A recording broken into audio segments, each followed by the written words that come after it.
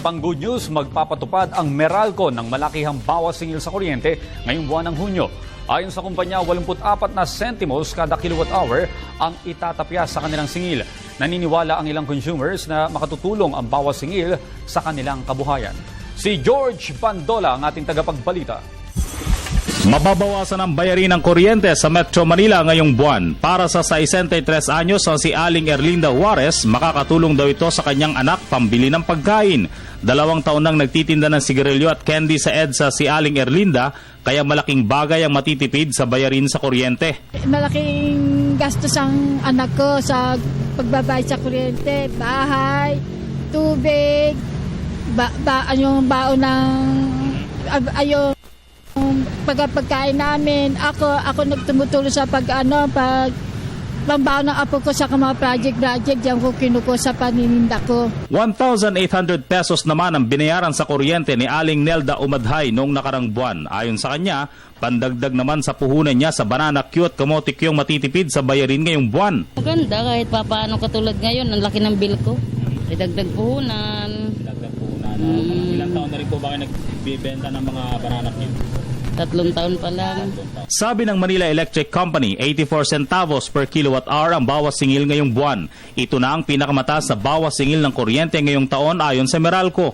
Bumaba kasi ng 66 centavos per kilowatt hour ang halaga ng kuryenteng binibili nito sa mga independent power producers, wholesale electricity spot market at sa mga interim power suppliers. Bumaba din ang transmission charge ng 0.04 centavos per kilowatt hour.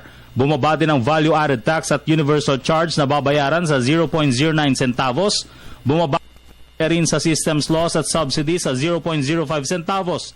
Pero ang halagang napupunta sa Meralco sa pamagitan ng distribution charge, walang ipinagbago.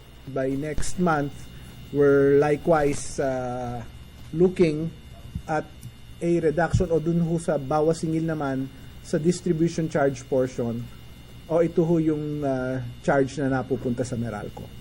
8.5 centavos on the average. So dun sa mga residential customers, roughly around 15 to 17 centavos per kilowatt hour. Pero hindi pa matiyak ng Meralco kung ano ang magiging galaw ng presyo ng kuryente sa susunod na buwan.